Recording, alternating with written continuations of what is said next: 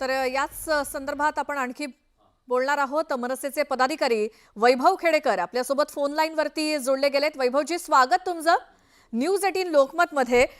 तर एक प्रकारे आता महाराष्ट्राच्या राजकारणात दोघे ठाकरे बंधू एकत्र येणार याशा बातम्यांना रोज उठून जे काही सकारात्मक प्रतिसाद मिळतोय, अगदी खुद्द दोन्ही नेत्यांकडून सुद्धा त्याला बळ मिळतंय, यावरती आपली प्रतिक्रिया काय एक मनसेचे पदाधिकारी म्हणून?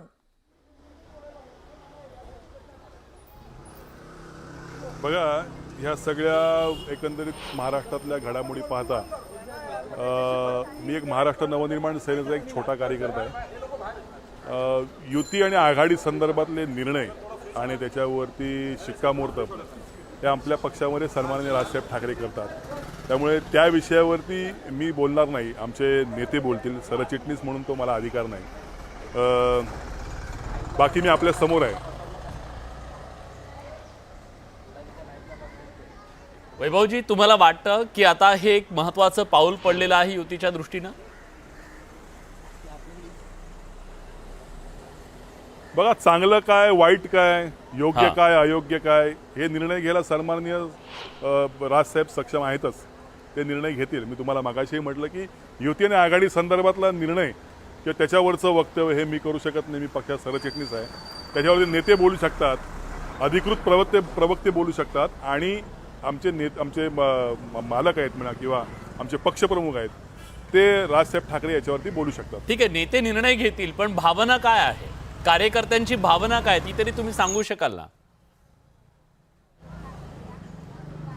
भावना आमची एवढीच आहे, येणाऱ्या स्थानिक स्वराज्य संस्थेमध्ये महाराष्ट्र नवनिर्माण सेनेचा झेंडा त्या स्थानिक स्वराज्य संस्थेवरती लावणे, या संदर्भात आम्ही तयारीत लागलेलो आहोत। आम्ही मेहनत घेत आहोत आणि महाराष्ट्रामधल्या अनेक अशा स्थानिक संस्था आहेत ज्या युती आघाडी नसताना देखील महाराष्ट्र नवनिर्माण सेनेकडे राहिलेल्या आहेत। त्यामुळे ज्या ज्या पॉकेट्समध्ये आमचं बळ आहे, राजकीय बळ बांधणी आहे, तिथे तिथे आम्ही प्रयत्न करणार।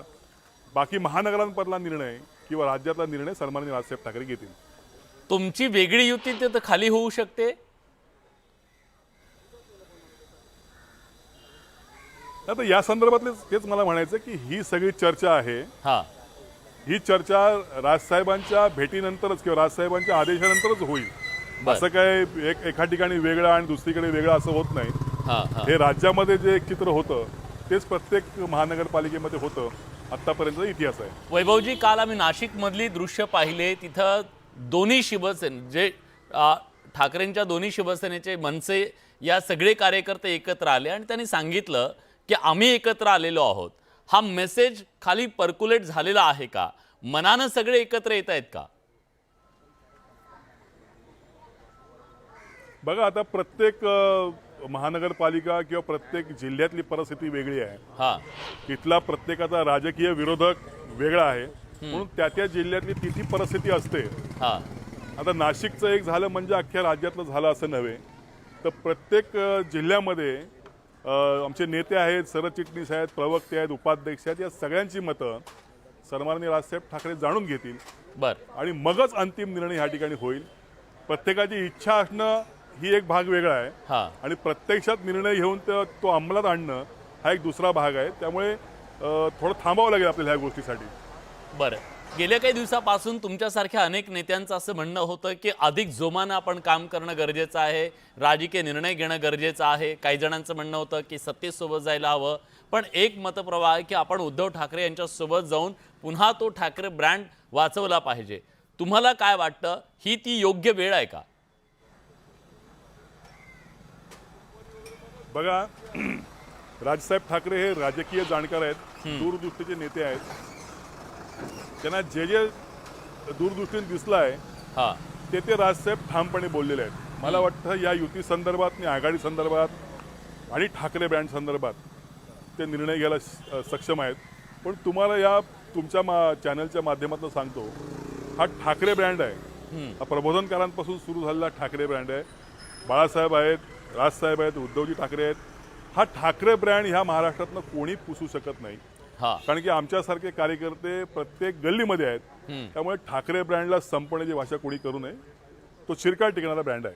बरं, पण हा ब्रँड वाचवायचा असेल तर पर्याय एकच आहे का की 2 ठाकरेंनी एकत्र आलं पाहिजे?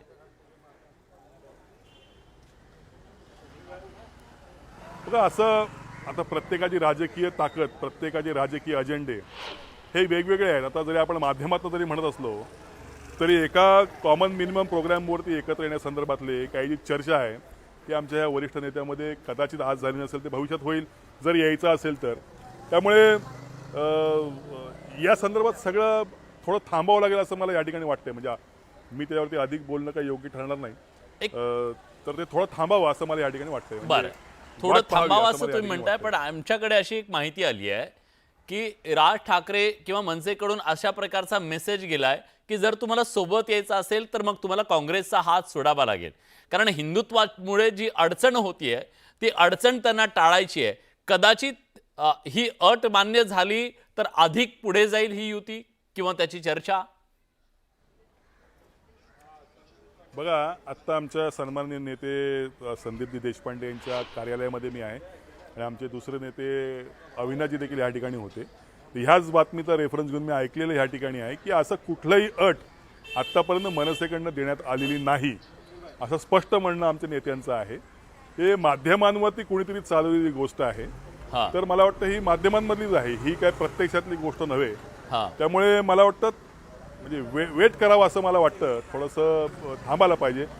आत्ताच लगेच काय होईल असं काय मला वाटत नाही. नाही, ठीक आहे ना, पण काही गोष्टी ज्या आपल्याला हव्या आहेत त्या समोरच्याकडनं करून घेणं, जसं उद्धव ठाकरेंची शिवसेना अशी म्हणते की तुम्ही भाजप आणि यांच्यासोबतचे संबंध तोडा, त्यांचं येणं जाणं जे आहे ते थांबलं पाहिजे. एकाच वेळी दोघांशी नातं असू शकत नाहीत. अगदी तुमची सुद्धा ती अशी अट असू शकेल का की मग तुम्ही पण काँग्रेस सोबत नको, कारण आमचा हिंदुत्वाचा विचार आहे? बघा, ह्या सगळ्या हे जे तुम्ही आता मुद्दे काढलेत हे सगळे पक्षीय चौकटीतले मुद्दे आहेत. त्यामुळे माध्यमांसमोर ते बोलावे असं या ठिकाणी होणार नाही. खरं तर या संदर्भात आता आमच्या बैठका सन्माननीय राजसाहेब ठाकरेंच्या चालू आहेत. तर जे नेते आहेत किंवा जे उपाध्यक्ष आहेत, प्रवक्ते आहेत किंवा पदाधिकारी आहेत माझ्यासारखे, ते त्या सभेमध्ये मिटिंगमध्ये साहेबांच्या बोलतील की आपल्याला काय आवश्यक आहे, कशावरती आपण काम करायला पाहिजे, कशा पद्धतीने कॉमन मिनिमम कार्यक्रम आपण तयार करायला पाहिजे, या संदर्भात चर्चा होईल. आणि मग ह्या सगळ्याला पूर्णविराम सन्माननीय राजसाहेब ठाकरे देतील. कारण की आमच्यासारख्या कार्यकर्त्याला बोलण्याचा अधिकार नाही, आम्हाला बंदी आहे बोलायला. आणि साहेबांनी आम्हाला स्पष्ट सांगितलेलं तरी देखील मी आपल्यासमोर काही बोलते, पण अंतिम निर्णय वैभवजी मला माहिती आहे तुम्हाला काही मर्यादा आहे, तुम्ही सगळं बोलू शकणार नाहीयेत. पण बैठका चालू आहेत, काहीतरी खलबतं चालू आहेत, काहीतरी तुम्हाला कानात मेसेज दिलेला आहे. फक्त बाहेर जाऊन बोलू नका असं सांगितलेलं असावं कदाचित, पण तुम्हाला कार्यकर्त्यांना जाऊन सांगावं लागेल ना. किमान स्माईलनं तरी सांगू शकता का मेसेज आलाय? नाही, असं काही नाही अजूनपर्यंत. आमची उद्या सन्माननीय राजसाहेब ठाकरे यांच्याबरोबर जी भेट आहे, मला वाटतं अधिकचं स्पष्टीकरण बऱ्यापैकी उद्या होईल असं मला वाटतंय. त्यामुळे मी आज आपल्याशी काही बोलू शकणार नाही असं मला या ठिकाणी सांगायचं. वैभवजी, कालपर्यंत जो कॅफेटेरिया वाटायचा शिवतीर्थ, ते आज अचानक घर वाटायला लागलंय. अहो, किती काय बदललंय बघा ना. हे असं नाही बदलत एका क्षणात, काहीतरी घडावं लागतं. कसं आहे, राजकारणामध्ये कोण कुणाचा दुश्मन नाही आणि कोण कुणाचा मित्र नाही, लक्षात ठेवावं. त्यामुळे राजकारणातली एक मर्यादा ठेवून आपण बोललं पाहिजे असं मला वाटतं. परिस्थिती आपल्याला सगळे दाखवून देते आणि कर्म आपल्याकडे फिरून येतं, लक्षात घ्या. त्यामुळे राजकारणातला एक स्तर आपण राखला पाहिजे. ह्या मताचा माझ्यासारखा कार्यकर्ता आहे. त्यामुळे आमच्या इथल्या चहामध्ये कदाचित गोडवा असावा, कदाचित ते अमृत असावं, त्यामुळेच बऱ्यापैकी त्यांना चैतन्य आलं असावं असं मला वाटतंय. त्यामुळे राजसाहेबांच्या चहाची एक नजाकत खूप वेगळी आहे. जो पियेल तो प्रेमात पडेल. कदाचित ते चहा आमच्या घरचा प्यायला नसतील, जर ते आमचा चहा प्यायले तर नक्कीच त्यांना शिवतीर्थ इन्व्हिटेशन आहे का लागेल किंवा वैभवजी? हे इन्व्हिटेशन आहे का असं मला या ठिकाणी वाटतं. हे इन्व्हिटेशन आहे का? नाही, इन्व्हिटेशन देणारा मी नाही, लक्षात घ्या. इन्व्हिटेशन देणारे आणि हे सगळे आमचे सन्माननीय राजसाहेब ठाकरे आहेत. त्यामुळे त्यांनी आमच्या ह्याला बोलले होते की इथे एक कॅफेटेरिया उघडलेलं आहे, त्याच्यावरचं माझं हे वक्तव्य होतं. तर आमच्या चहाची नजाकत खूप वेगळी आहे.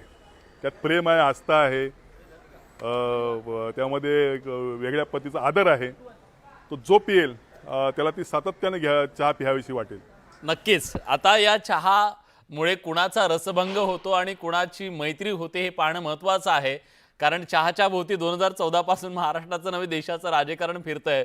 चाय पे चर्चा होतो, राजकारण सुद्धा घडताना आपण पाहतोय. खूप खूप धन्यवाद तुम्ही न्यूज 18 लोकमतशी बोललात त्याबद्दल वैभवजी.